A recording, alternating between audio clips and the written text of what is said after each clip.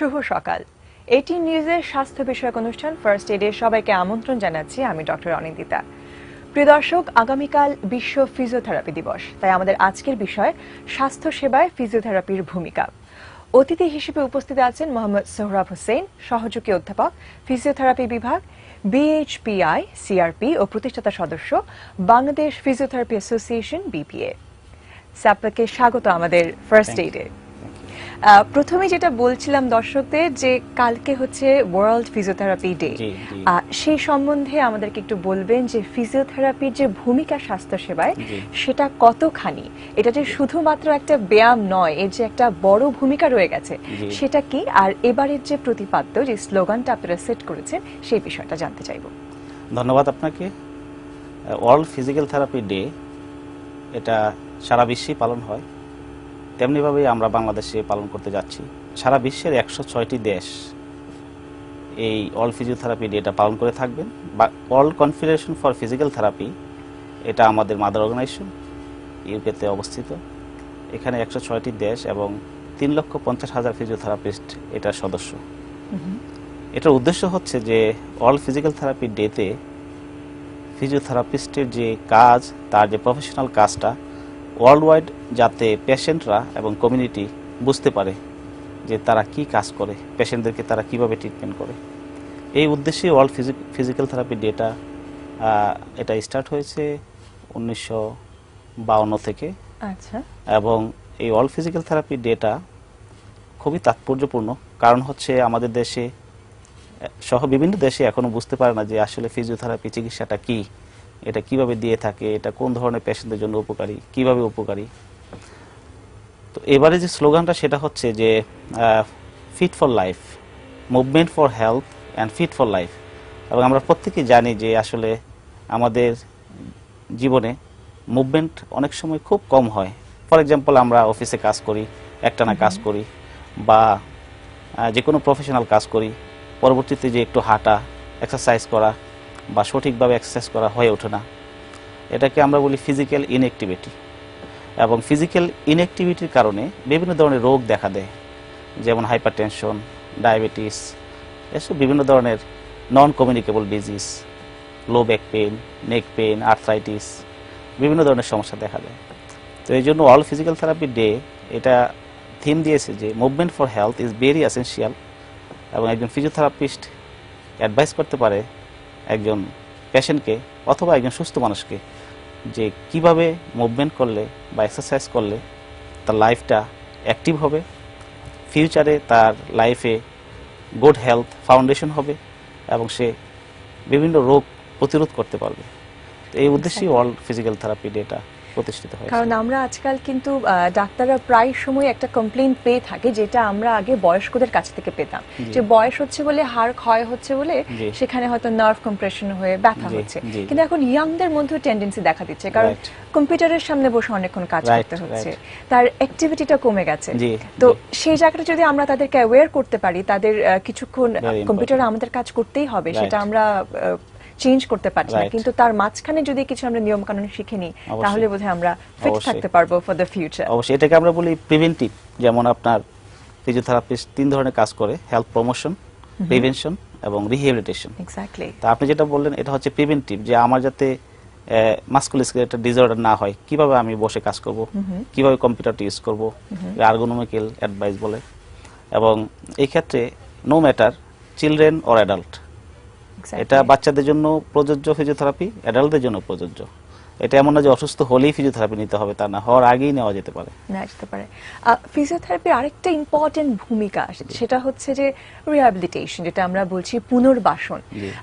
কিছু কিছু রোগ আছে যেমন স্ট্রোক, তারপরে আর্থ্রাইটিস, এগুলো কিছু রেসিডুয়াল ডিসঅর্ডার রেখে যায়। ডিস্ক প্রোল্যাপসটা সহজ ভাষায় অনেকেই জানবেন যে ডিস্কটা বেরিয়ে যাচ্ছে। তো এই ডিজিজগুলো থেকে রিহ্যাবিলিটেট করার জন্য ফিজিওথেরাপি কতটা কার্যকর? জি, খুবই গুরুত্বপূর্ণ ফিজিওথেরাপি এই ক্ষেত্রে।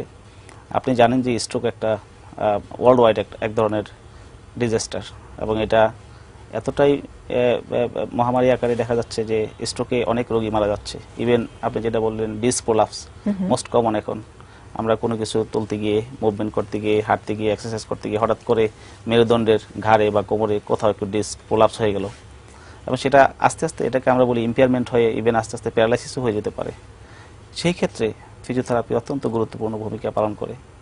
যেমন আপনার ডিস্ক যদি প্রলাপস হয়, এটা ক্যাটাগরিজ আছে বিভিন্ন ধরনের, গ্রেড 1 টু গ্রেড 7, কিন্তু কোন ক্যাটাগরি ডিস্ক প্রলাপসের জন্য কোন ধরনের এক্সারসাইজ দিলে ওই ডিস্কটা পজিশন হবে, সেন্ট্রালাইজ হবে এবং আপনার ক্ষতির হাত থেকে আপনার নার্ভগুলো রক্ষা পাবে, সেটা ভালো একজন ফিজিওথেরাপিস্ট জানবেন।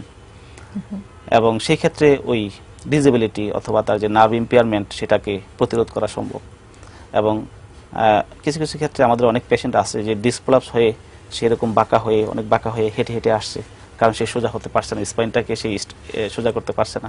ওই ক্ষেত্রে আমরা বিভিন্ন ধরনের ম্যানিপুলেশন ফিজিওথেরাপি টেকনিক আছে, ওই টেকনিকের মাধ্যমে সেটাকে পজিশনিং করে হয়তো 4-5 সেশন বা ম্যাক্সিমাম 10 সেশনের মধ্যে তাকে একটা পজিশনে আনা হয়, সে সুস্থভাবে হেঁটে যায় এবং ভবিষ্যতে যাতে না আসে এই সমস্যাটা তাকে অ্যাডভাইস করা হয়।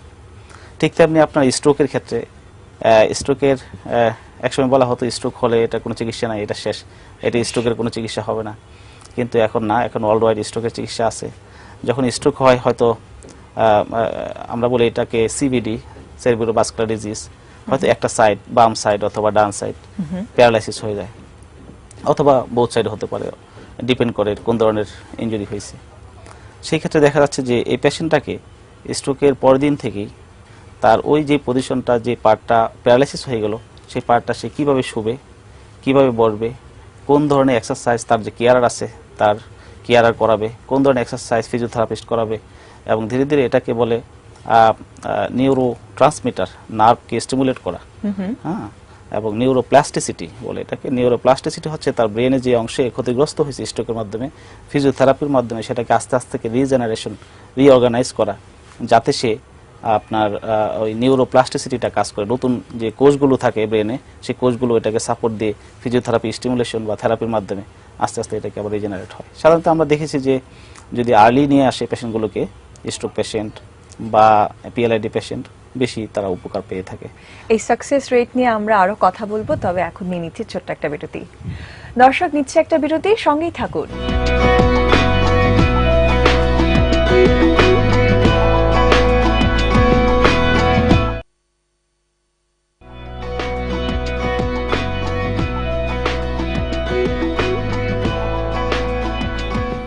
আবারও আমন্ত্রণ ফার্স্ট এইডে। কথা হচ্ছিল সুস্থ থাকায় ফিজিওথেরাপির ভূমিকা নিয়ে।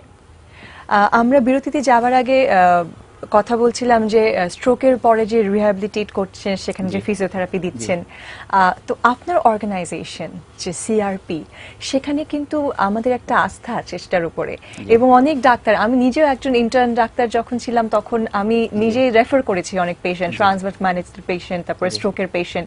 তো সেটার সাকসেস রেট নিয়ে আমাকে বলবেন যে কোন কোন রোগী আপনারা সবচেয়ে বেশি পাচ্ছেন এবং সেখানে রোগীরা সুস্থ হয়ে হাসি মুখে বাড়ি ফিরে যাচ্ছে, সেই বিষয় নিয়ে জানতে চাইছি। সিআরপি আপনি জানেন যে centre for the rehabilitation of the paralysed, একটি পুনর্বাসন সেন্টার, এবং এখানে সিআরপিতে একটা বড় সংখ্যক প্যারালাইসিস রোগীকে চিকিৎসা দেওয়া হয়। তার মধ্যে আমাদের 100 ইনপেশেন্ট আছে স্পাইনাল কর্ড ইনজুরি, এবং আপনি জেনে থাকবেন যে সাধারণত আমাদের পোর লেভেল থেকে যারা আসেন, যেমন আপনার গাছে উঠতে গিয়ে হঠাৎ করে পড়ে গিয়ে মেরুদণ্ড ভেঙে গেছে, অথবা আপনার রোড ট্রাফিক অ্যাক্সিডেন্টে স্পাইন ভেঙে গেছে, অথবা মাথায় বোঝা নিয়ে, চালের বোঝা অথবা কিছু নিয়ে হাঁটতেছিল, হঠাৎ করে স্লিপ করে তার মেরুদণ্ড ভেঙে গেছে, এই ধরনের পেশেন্টদের জন্য আমাদের 100 বেড আছে। প্লাস আপনি জানেন যে সেরিব্রাল পালসি চিলড্রেন, যাদের বাচ্চা যারা প্রতিবন্ধিত্ব নিয়ে জন্মগ্রহণ করেন, তাদের জন্য আমাদের ইনপেশেন্ট বেড আছে 60। স্ট্রোক পেশেন্ট, এদের জন্য ইনপেশেন্ট বেড আছে। মাস্কুলোস্কেলেটাল পেশেন্ট যেমন ব্যাক পেইন, নেক পেইন বা আর্থ্রাইটিস, এই ধরনের আউট পেশেন্ট রেগুলার আমাদের আসতেছেন। এবং আপনি আশ্চর্য হবেন যে সাকসেস রেট খুবই ভালো, এবং বাংলাদেশে, শুধু বাংলাদেশে নয়, সাউথ ইস্ট এশিয়াতে সিআরপির সুনাম রয়েছে। কারণ সিআরপিতে যে ট্রিটমেন্ট অ্যাপ্রোচটা, পুনর্বাসনটা, এটা অত্যন্ত ব্যয়বহুল। এবং রিসেন্টলি আমরা এই যে পুনর্বাসনের সাথে যে রানা প্লাজা, আপনি জানেন যে রানা প্লাজা যে অ্যাক্সিডেন্ট হয়েছে, মানে সেই পেশেন্টগুলোকে আমরা সিআরপিতে অতিরিক্ত বেড নিয়ে চিকিৎসা দিচ্ছি। তাদের মধ্যে অনেকে মেরুদণ্ড ভেঙে গেছে, তাদের মধ্যে অনেক অর্থোপেডিক ইনজুরি হয়েছে, পা কেটে গেছে, তাদেরকে আমরা বিভিন্ন ধরনের ডিভাইস দিয়ে তাদের অর্থোটিক্স পা লাগাচ্ছি। Physiotherapy, occupational therapy, speech therapy দিচ্ছি, এবং তাদের যে কোনো অ্যাসিস্টিভ ডিভাইস লাগে সেটা আমরা বানিয়ে দিচ্ছি। তো সিআরপি ওভারঅল পুনর্বাসনে stroke, spinal cord injury, cerebral palsy খুবই গুরুত্বপূর্ণ ভূমিকা রাখছে। এবং এখানে যে অ্যাপ্রোচটা হচ্ছে মাল্টিডিসিপ্লিনারি টিম অ্যাপ্রোচ। যেমন আপনি বললেন যে একটা পেশেন্ট রেফার করেছেন, কারণ এখানে এতটাই সুযোগ সিআরপিতে যে এখানে শুধু আমি ট্রিটমেন্টটা দিয়ে বাড়িতে পাঠিয়ে দিচ্ছি না, তাকে আমি একুইট স্টেজে ট্রিটমেন্ট দিচ্ছি, রিহ্যাব স্টেজে তাকে রিহ্যাবিলিটেশন করতেছি, রিইন্টিগ্রেশন স্টেজে তাকে আমি কমিউনিটিতে গিয়ে সে কীভাবে আবার নিজেকে নিজে ইন্ডিপেন্ডেন্টলি ম্যানেজ করবে সেই ব্যাপারে আমরা ফলো আপ করতেছি। এবং এই জন্য আমাদের টিম আছে, physiotherapist, occupational therapist, speech therapist, prosthetist, orthotist, special seating clinic, assistive device clinic, তাছাড়াও আপনার কাউন্সিলিং, নার্সিং, ফিজিশিয়ান, এই ধরনের একটা টিম আমরা একসাথে কাজ করে থাকি। যে পেশেন্ট আমার সেন্ট্রালি, পেশেন্ট হচ্ছে আমার মেইন, আর আমরা সবাই তাকে সেবা দিচ্ছি। তো সেই ক্ষেত্রে আমি মনে করি সিআরপি যে কাজটা করছে বাংলাদেশে এটা অবশ্যই গুরুত্বপূর্ণ, কারণ এই ধরনের সেবা অনেক ব্যয়বহুল এই টিম অ্যাপ্রোচটা, এবং এটা আমরা ইন্টারন্যাশনাল নেটওয়ার্ক অনেক স্ট্রং। সিআরপিতে অনেক ফরেন ভলান্টিয়ার আসেন, তাদের কাছ থেকে আমাদের যে নলেজটা এটা এক্সচেঞ্জ হয়, তাদের কাছ থেকে আমরা শিখি, তারা আমাদের কাছ থেকে শিখেন। তো সেই ক্ষেত্রে এটা আমাদের জন্য একটা বড় ধরনের সুযোগ আর কি। আমাদের এই অনুষ্ঠান যারা দেখছেন, যারা সাধারণ দর্শক আছেন, ওনারা হয়তো মনে করবেন যে মেরুদণ্ড ভেঙে গেছেন বা স্ট্রোকের পরে কিছুতেই আর, বা জিবিএস, গুলিয়ান বারে সিনড্রোম, এরকম ডিজিজের পরে তারা যা হয়েছে হয়েছে, এখন যেমন আছে এই প্যারালাইজড অবস্থায় থাকবে। তারা জানছেন এই যে মাথায় বোঝা নিয়ে যে মানুষটা যাচ্ছেন, তিনি এই রিহ্যাবিলিটেশন, পুনর্বাসন বিষয়টাই উনি হয়তো বুঝতে পারবেন না। এই যে ট্রিটমেন্ট অ্যাপ্রোচটা পর্যন্ত হয়তো না ভাবতে পারছেন যে ভেঙে গেছে, ডাক্তার অপারেশন করবে, তারপরে যা হবার হবে। কিন্তু সেই দর্শকদের উদ্দেশ্যে আপনি যদি এই মেসেজটা একটু দিয়ে দিতেন যে কত তাড়াতাড়ি, এবং ডাক্তারদের উদ্দেশ্য কত তাড়াতাড়ি এই রিহ্যাবিলিটেশনের প্রয়োজন আছে। জি, অ্যাকচুয়ালি আমরা অনেক সময় মনে করে থাকি যে রিহ্যাবিলিটেশনটা দেরিতে শুরু করতে হবে, এটা আমাদের অনেকের ধারণা যে আগে তাকে ওষুধ খেতে হবে, ট্রিটমেন্ট নিতে হবে। কিন্তু আসলে যত দেরিতে রিহ্যাবিলিটেশন প্রসেস শুরু হবে তত পেশেন্ট ক্ষতিগ্রস্ত হবে। যেমন একটা রোগী যদি স্পাইনাল ইনজুরি হয় বা ডিস্ক প্রোলাপস হয় বা স্ট্রোক হয়, তাহলে যদি আমি সেকেন্ড ডে থেকে থার্ড ডে থেকে টিমে কাজ করতে পারি, তাহলে পেশেন্টটাকে পুনর্বাসনের দিকে নেওয়াটা অল্প সময়ে খুবই সহজ হবে। আর যদি পেশেন্টটা দেরি করে, তার বিভিন্ন ধরনের কমপ্লিকেশনস বা ডিফর্মিটি গ্রো করে, এতে বেশি সময় লেগে যায়, কারণ তার কন্ট্রাকচার ডেভেলপমেন্ট করে, তার কিছু প্যাটার্ন ডেভেলপমেন্ট করে, অ্যাবনর্মাল প্যাটার্ন, যেগুলো ফিরিয়ে আনতে অনেক সময় লেগে যায়। এই জন্য আর্লি স্টেজ, এবং যেমন স্পাইন ইনজুরি, আপনার ইনজুরি হওয়ার পরে সঙ্গে সঙ্গে যদি রিহ্যাবে না নিয়ে আসেন, এটা আরও ফার্দার ইনজুরি হতে পারে। তার প্যারালাইসিসের হয়তো ধরনটা ছিল 50%, সেটা হয়তো 100% হয়ে যেতে পারে। এই জন্য আর্লি ইজ দ্য বেস্ট। আমরা সবসময় বলি যে আর্লি ট্রিটমেন্ট, এবং স্ট্রোকের ক্ষেত্রে স্পাইনাল কর্ড ইনজুরি, যে কোনো ধরনের ডিজিবিলিটি ডিটেকশন হওয়ার সঙ্গে সঙ্গে পুনর্বাসনে আসলে আমার মতে তার পেশেন্টের জন্য ভালো, এবং যারা হেলথ সার্ভিস প্রোভাইড করে তাদের জন্য এটা বার্ডেন হবে না, এটা আমার বিশ্বাস।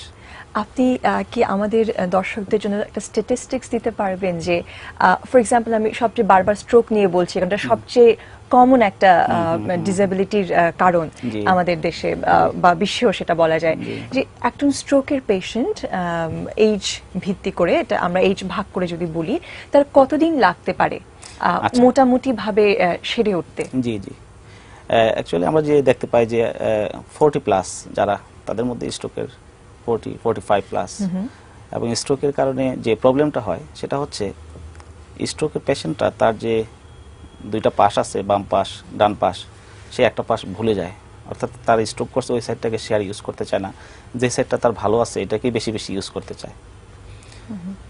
তো আমাদের এই ক্ষেত্রে রুল হলো পেশেন্টটাকে অ্যাওয়ার করা, যে যাতে তার যে অসুস্থ সাইড যেটা আছে, প্যারালাইজ সাইড, সেটাকে ইউজ করা, এটার সঙ্গে ডান পাশের সঙ্গে সমানভাবে ইউজ করা।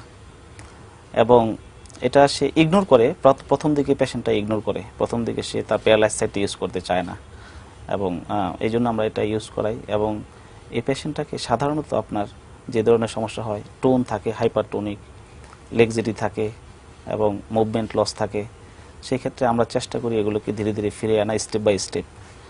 যেমন অনেক সময় আমরা ভুল করি যে প্রথমেই এক্সারসাইজ শুরু করে দিই, কিন্তু না, আসলে প্রথম হচ্ছে পজিশনিং, তাকে কি পজিশনে শোয়াইতে হবে, তারপরে হচ্ছে তাকে ধীরে ধীরে প্যাটার্ন অফ এক্সারসাইজ, তাকে স্লো কিছু প্যাসিভ এক্সারসাইজের মাধ্যমে তাকে আরও ফ্লেক্সিবল করা, তাকে আরও কোঅপারেট করা, তারপরে হচ্ছে ধীরে ধীরে রেসিস্টেড প্রোগ্রেসিভ এক্সারসাইজ, তারপরে হচ্ছে তার হাঁটা। এইভাবে আমরা স্টেপ বাই স্টেপ করে থাকি আর কি। তো আমরা যেটা ভুল করি, স্ট্রোকের পরেই দেখা যায় যে বাড়িতে অনেক সময় পেশেন্টটাকে পরের দিনই কেয়ারাররা ধরে জোর করে হাঁটাতে চায়। এতে কি হয়, পেশেন্টের আর ক্ষতি হয়, কারণ সেই হাঁটাটা তার জন্য সঠিক হচ্ছে না। এবং সেটা যদি একজন থেরাপিস্ট তাকে দেখিয়ে দেয় যে 1 মাস বা 2 মাস বা 3 মাস, ইউজুয়ালি আমরা সিআরপিতে যেটা হয় একটা স্ট্রোক পেশেন্টের জন্য এভারেজ 3 মাস সময় লেগে যায় আর কি। কারো কারো ক্ষেত্রে 2 মাস, কারো কারো ক্ষেত্রে 6 মাস, এটা ডিপেন্ড করে, কিন্তু ইউজুয়ালি 3 মাস লাগে। যে তখন একটা পেশেন্ট আসে, দেখা যায় অ্যাম্বুলেন্সে করে, কিন্তু যাচ্ছে হেঁটে, এবং হাঁটাটা হয়তো কেউ একটু সাপোর্ট নিয়ে হাঁটে স্টিকে, এবং কেউ হয়তো ইন্ডিপেন্ডেন্টলি হাঁটে, কিন্তু আমাদের মূল উদ্দেশ্য থাকা পেশেন্টটা যাতে ইন্ডিপেন্ডেন্টলি হেঁটে যায়। আপনি আমাদের দর্শকদের উদ্দেশ্যে কিছু একটা বলবেন। হ্যাঁ, দর্শকদের উদ্দেশ্যে এটাই আমার বলা যে ফিজিওথেরাপি ইজ এ প্রফেশন, এবং এই প্রফেশনটা বাংলাদেশে অনেক আগে শুরু হয়েছে, কিন্তু ধীরে ধীরে এস্টাবলিশড হচ্ছে। এবং এই প্রফেশনটা আমাদের দেশের মানুষের জন্যই, আমাদের যারা অসুস্থ, যাদের শারীরিক ডিসেবিলিটি আছে তাদের জন্যই। তো এই ক্ষেত্রে দর্শকদের জানা প্রয়োজন যে আসলে কোন ফিজিওথেরাপিস্ট বা কার কাছে যাব এবং কোথায় যাব। হ্যাঁ, এবং এই ক্ষেত্রে সাধারণত আমরা বলি যে অ্যাটলিস্ট 4 বছর পড়াশোনা করে ইন্টারমিডিয়েট পাস করার পরে এইচএসসি লেভেল এবং জিপিএ 7 থাকতে হবে মিনিমাম। পাস করার পরে আপনার 4 বছরের কোর্স করতে হবে, যেটা আমাদের ঢাকা ইউনিভার্সিটির আন্ডারে আছে, BSc in physiotherapy, Dhaka university medicine ফ্যাকাল্টির আন্ডারে। এই পাস করা ফিজিওথেরাপিস্ট হলে সঠিক চিকিৎসাটা পাবে সে, এবং ভালো চিকিৎসা পাবে। এই ক্ষেত্রে সিআরপিতে যেমন আমরা এখানে আমাদের ইনস্টিটিউট আছে, এই ইনস্টিটিউটে ঢাকা ইউনিভার্সিটির আন্ডারে যে কোর্সগুলো আছে, এখানে আমরা এই ধরনের কোয়ালিফাইড লোককে ট্রেন্ড আপ করে থাকি এবং এই সেবাটা দিয়ে থাকি। এবং সিআরপিতে আসলে অবশ্যই রোগীরা খুব ভালো সেবা পাবে। পাশাপাশি যেখানে কোয়ালিফাইড ফিজিওথেরাপিস্ট কাজ করেন বাংলাদেশের, সেটা জেনে নিলে ভালো যে উনি পড়াশোনা করে পাশ করা ফিজিওথেরাপিস্ট। আদারওয়াইজ কিছু কোয়াক অনেক সময় প্র্যাকটিস হচ্ছে বাংলাদেশে, কোনো ট্রেনিং নাই, তারা ফিজিওথেরাপিস্ট হিসেবে পরিচয় দিচ্ছে, রোগীদেরকে বিভিন্ন ব্যায়াম করাচ্ছে, কিন্তু এটা আদৌ উপকারী কিনা সেটা তো অবশ্যই বলা মুশকিল।